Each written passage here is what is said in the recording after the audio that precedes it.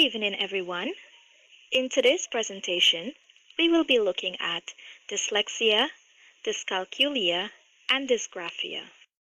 We will be further looking at definitions, causes, signs and symptoms, types, treatment plans, teaching tips, and parental tips. Presented by Abinaya Glasgow, Akelia Dalton, Michelle Ann Fredericks, and Shamila Ganbat. Before moving on to the main point of this presentation, let's first take a look at what is a learning disability. A learning disability affects the ability to acquire, retain, understand, and organize information. This simply means it affects the way a person understands information, how they communicate, and they can also have difficulty understanding new or complex information, learning new skills, and coping independently. Just remember, a disability is not always one that can be recognized. There are hidden disabilities as well. Moving on. Now let's look at the definitions for these learning disabilities. First, dyslexia is a learning disability that affects your ability to write legibly and read fluently. Generally, persons with dyslexia are unable to break down words into sounds. They are unable to match letters to their sounds. We can therefore say that dyslexia is a hidden disability. Next, dysgraphia is a learning disability that results in impaired handwriting, spelling, or both. Therefore, it is not a mental disorder, but rather a brain-based learning disability that marked by difficulty forming letters, spelling words correctly, staying within lines, reading legibly, and organizing, as well as expressing one's idea on paper. And lastly, dyscalculia is a math learning disability that impairs the ability to learn number-related concepts. Children with this learning disability have trouble with math at many levels. They often struggle with simple key concepts like big versus small, and have difficulty understanding and manipulating anything that concerns number. So, we can all agree that these are not disabilities that can be seen in a child. So, once again, all of these disabilities are considered as hidden disabilities. Here are some key points I will be discussing that is affiliated with the causes of these three learning disabilities.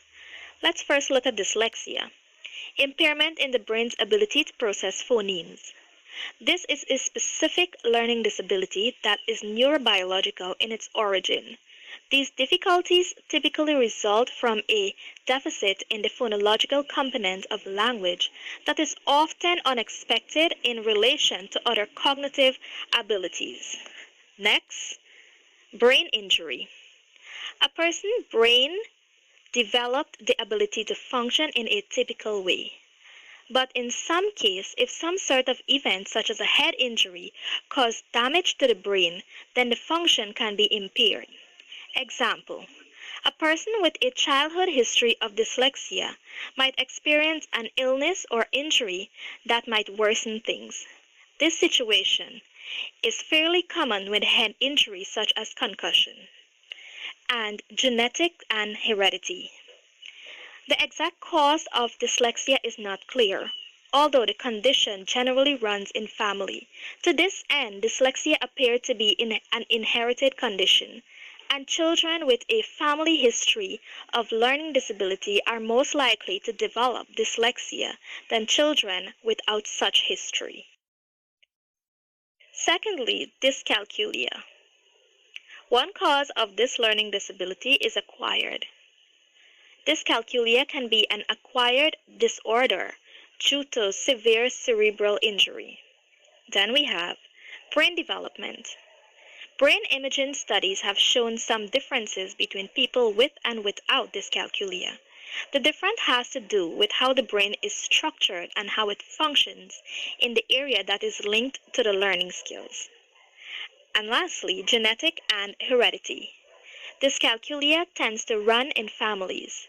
Research has shown that genetics may also play a part in the problem with solving math. And thirdly, dysgraphia. This can also be acquired. When dysgraphia develops in adults, the cause is usually a stroke or other brain injury.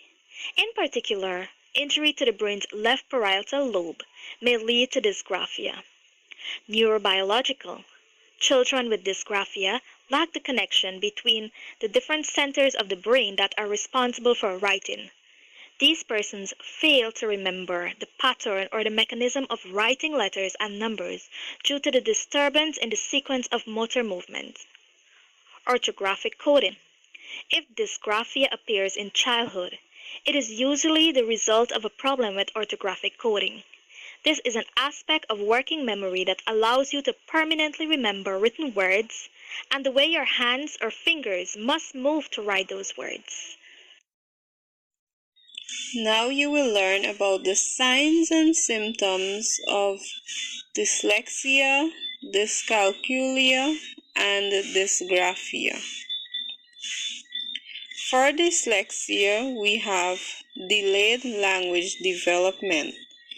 This means that a child's language ability may be developing at a slower rate than other children.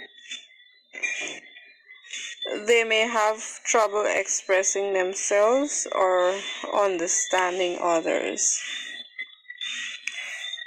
Another sign, unable to remember contents and recall sequences. So here is where children have a difficult time with remembering things that were taught to them. Nothing is stored in their long-term memory.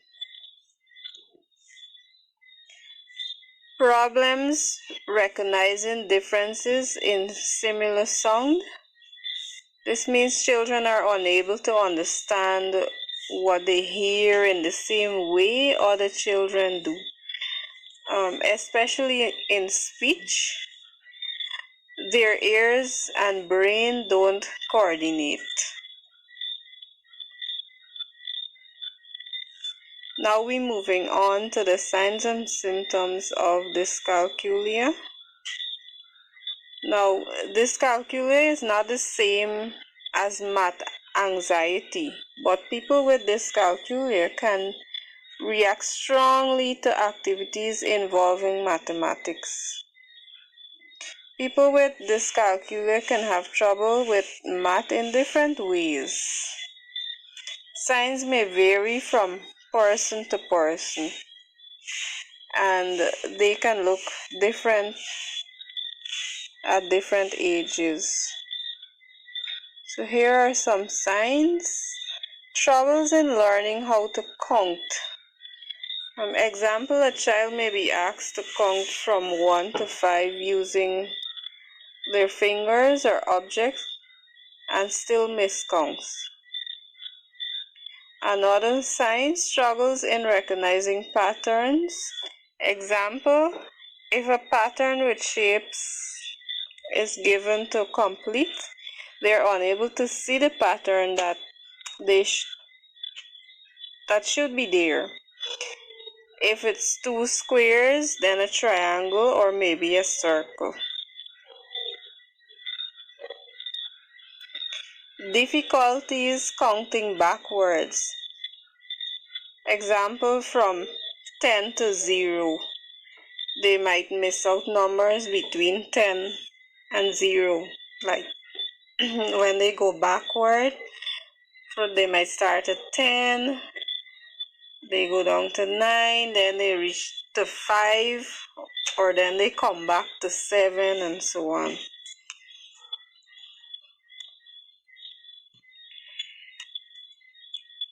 Now we have dysgraphia. Signs and symptoms. We have frequent cramps while writing. And this means the hand, it gets tired quickly. You have poor sentence organization. The words are mixed up and it can't be understood easily.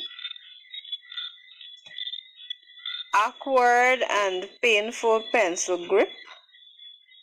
Not holding the pencil correctly. their pencil grip may be considered immature. It's Now, let's examine the types of dyslexia, dyscalculia, and dysgraphia. Dyslexia is broken down into three main types. Primary dyslexia. This is the most common type, and it is a genetically inherited condition. It is referred to as a dysfunctioning of, rather than the damage that is done to the left side of the brain. Now, this is found to be more common in boys than in girls. Secondary or developmental dyslexia. Now, this is caused by problems with brain development during the early stages of fetal development. Now, note that both primary and secondary dyslexia are developmental conditions because the disability is present at birth. Trauma or acquired dyslexia. Now, this results when traumatic brain injury or diseases affects the brain's center that is responsible for language processing. It is referred to as trauma because it is caused by trauma to the brain. Now, this is the only type of dyslexia with a known cause. Let's go on to dyscalculia. Now, we know that this is a math learning disability. Procedural memory.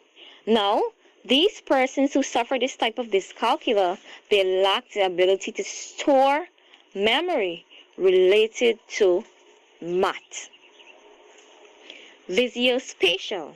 Now, these persons, they struggle to simply arrange numbers in the problems, to perform anything to do with geometry, and the use of directional skills appropriately.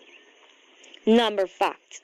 This type of dyscalculia presents itself when a deficiency or there's a difficulty solving basic operations, addition, subtraction, multiplication, division, and these persons continue to have a struggle with math.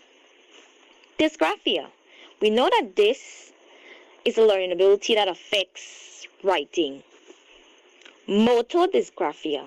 Now, this is a deficiency in fine motor skills and poor muscle tone. So these individuals, they're hardly able to write, or they have struggle or difficulties in writing. Lexical dysgraphia. Now, this is evidence when an individual can spell, but with that, they depend on the standard sound to letter pattern. Phonological dysgraphia.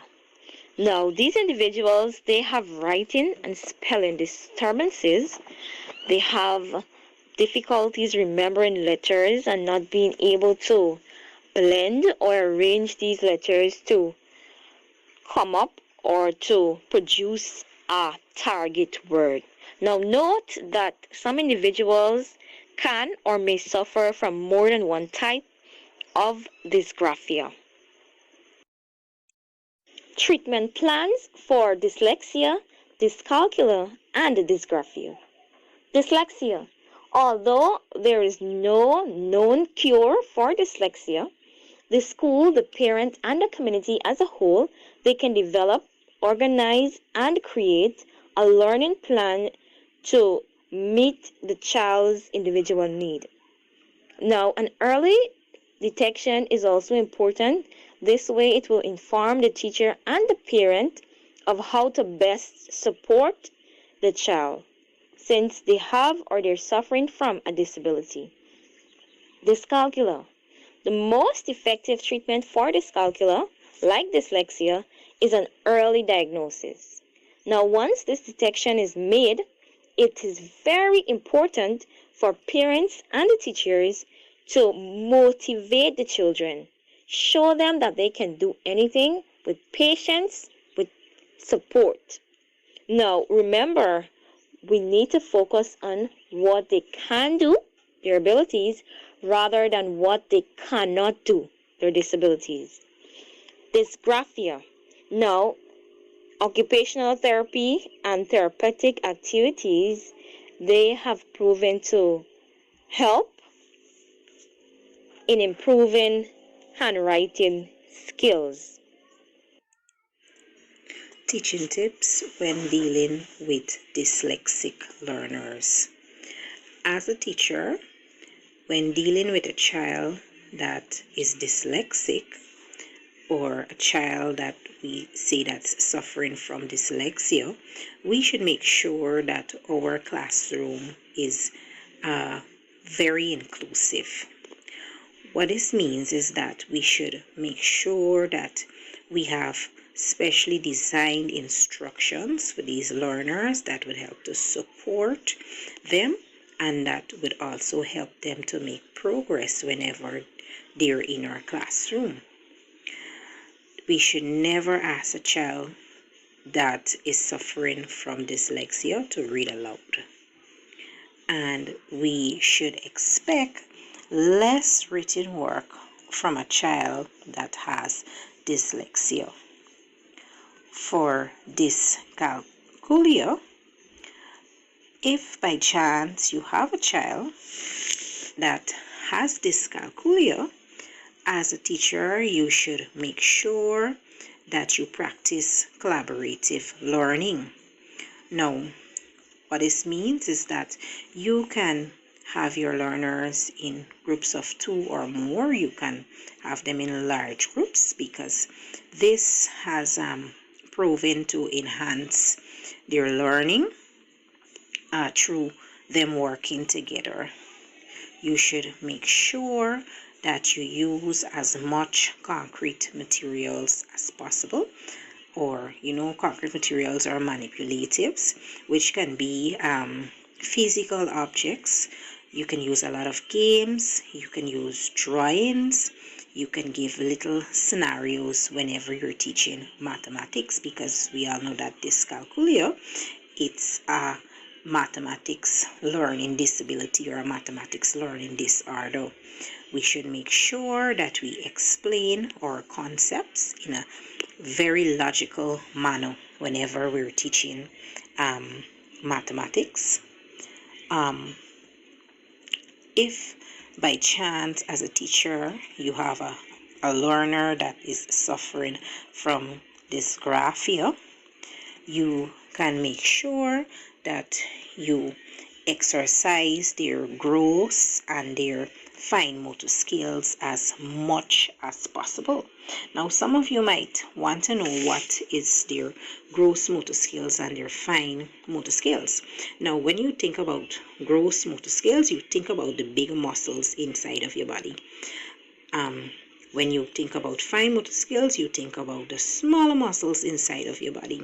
So if a child is suffering from dysgraphia, some of the skills that you can help them with is, running. You can help them to exercise their walking skills and jumping skills. You can help them to exercise their smaller muscles, that would be their fine motor skills, by allowing them to cut stuff, holding scissors, gripping on a pencil, right? We should also demonstrate using large ear writing techniques.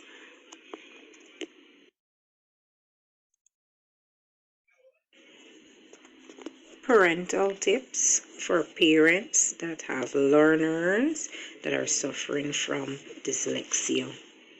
The first tip is that you should have your child teach whatever they would have learned to you. You can help your child to build their self-esteem. You can have audiobooks, because they're great alternatives to reading. We can have our child work independently.